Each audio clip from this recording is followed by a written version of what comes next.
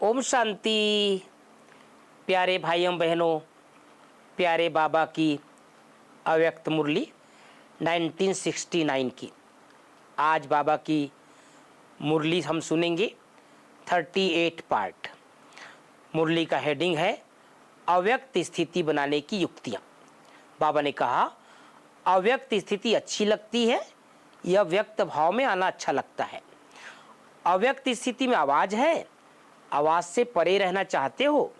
जब आप सभी आवाज़ से परे रहने का प्रयत्न करते हो, अच्छा भी लगता है, तो फिर बाप दादा को व्यक्त में क्यों बुलाते हो। हर वक्त अव्यक्त स्थिति में रहे, उसके लिए क्या पुरुषार्थ करना है। सिर्फ एक अक्षर बताओ जिस एक अक्षर से अव्यक्त स्थिति रहे। कौन सा एक अक्षर याद रखेंगे जो अव्यक्त स्थिति बन जाए। मनसा वाचा कर्मणा तीनों ही व्यक्त में होते अव्यक्त रहे। इसके लिए एक अक्षर बताओ। तो किसी ने कहा आत्माभिमानी बनना। बाबा ने कहा आत्माभिमानी अर्थात व्यक्त अव्यक्त स्थिति। लेकिन उस स्थिति के लिए याद क्या रखें, पुरुषार्थ क्या करें। धीरे धीरे ऐसी स्थिति सभी की हो जाएगी। किसके अंदर में जो बात होगी वह पहले से ही आपको मालूम पड़ेगा। इसलिए प्रैक्टिस करा रहे हैं। जितना जितना अव्यक्त स्थिति में स्थित होंगे, कोई मुख से बोले ना बोले, लेकिन उनके अंदर का भाव पहले से ही जान लेंगे। ऐसा समय आएगा, बाबा ने कहा ऐसा समय आएगा, इसलिए अभी से प्रैक्टिस कराते हैं। तो पहली बात पूछ रहे थे, एक अक्षर कौन सा याद रखें। अपने को मेहमान समझना। अगर मेहमान समझेंगे तो फिर जो अंतिम संपूर्ण स्थिति का वर्णन है वह इस मेहमान बनने से होगी। अपने को मेहमान समझेंगे तो फिर व्यक्त में होते हुए भी अव्यक्त में रहेंगे। मेहमान का किसके साथ भी लगाव नहीं होता है। हम इस शरीर में भी मेहमान हैं, इस पुरानी दुनिया में भी मेहमान हैं। जब शरीर में ही मेहमान हैं तो शरीर से भी क्या लगन रखें। सिर्फ थोड़े समय के लिए यह शरीर काम में लाना है। यहाँ मेहमान बनेंगे तो फिर वहाँ क्या बनेंगे। जितना यहाँ मेहमान बनेंगे उतना वहाँ विश्व का मालिक बनेंगे। इस दुनिया के मालिक नहीं, इस दुनिया में हम मेहमान हैं, नई दुनिया के मालिक। यह जो व्यक्त भाव में आ जाते हो उसका कारण यही है, अपने को मेहमान नहीं समझते हो। वस्तुओं पर भी अपना अधिकार समझते हैं, इसलिए उसमें अटैचमेंट हो जाती है। अपने को अगर मेहमान समझो तो फिर यह सभी बातें खत्म हो जाए। अपना बैंक बैलेंस भी नोट करना है। बाबा ने बैंक बैलेंस की बात सुना रहे हैं। जितना कमाते हैं उतना खाते हैं या कुछ जमा भी होता है। टोटल हिसाब निकाला है, कितना जमा किया है।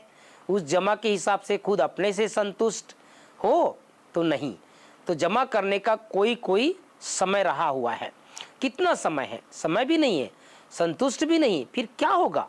अभी सभी को एक खास ध्यान रखना चाहिए, अपना बैलेंस बढ़ाना चाहिए। कम से कम इतना तो होना चाहिए जो खुद संतुष्ट रहे। अपनी कमाई से खुद भी संतुष्ट नहीं रहेंगे तो औरों को क्या देंगे।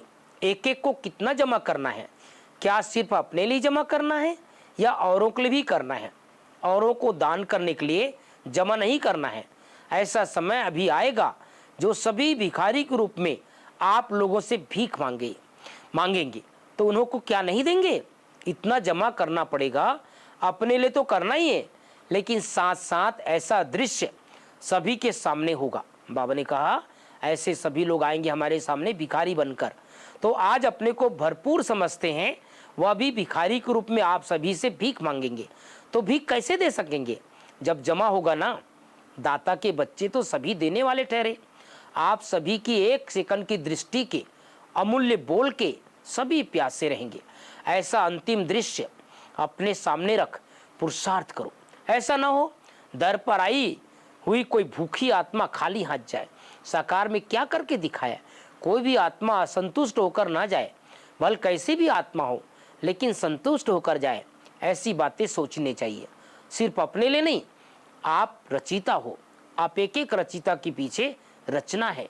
माँ बाप को जब तक बच्चे नहीं होते हैं तो माँ बाप की कमाई अपने प्रति होती है, और लेकिन जब रचना होती है तो फिर रचना का भी पूरा ध्यान रखना पड़ता है। अपने लिए जो कमाई थी वह तो बहुत समय खाया मनाया, लेकिन अब अपनी रचना का भी ध्यान रखना है। आपने अपनी रचना देखी है, कितनी रचना है, छोटी है या बड़ी है, बाप दादा हर एक की रिजल्ट देखते हैं।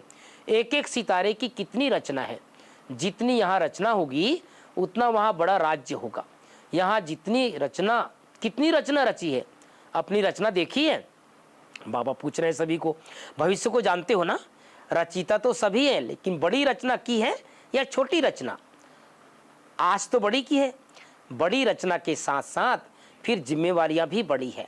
तो प्यारे भाइयों बहनों, प्यारे बाबा ने हम सबको ये बताया कि आप सब मास्टर रचिता हो, तुम्हारे सामने अनेक आत्माएं हैं जिनकी सेवा करनी आगे चलकर, तो स्वयं के लिए नहीं बल्कि अपना बैलेंस इतना अधिक हो जो हम दूसरों को मास्टर दाता बन करके दे सके। ओम शांति, ओम शांति।